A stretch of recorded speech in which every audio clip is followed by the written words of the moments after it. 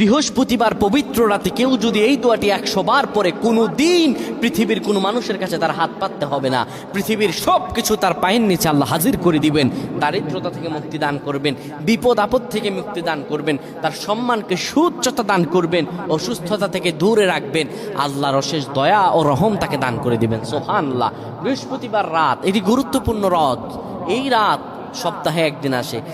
আরবিতে রাত আগে আসে, দিন পরে আসে। সুতরাং বৃহস্পতিবারের যে দিন গিয়ে রাত, এটি বৃহস্পতিবার রাত নয়, এটি শুক্রবারের রাত, এটি জুমাবারের রাত, এটি দোয়া কবুলের রাত, আল্লাহর কাছাকাছি হওয়ার রাত। সুবহানাল্লাহ।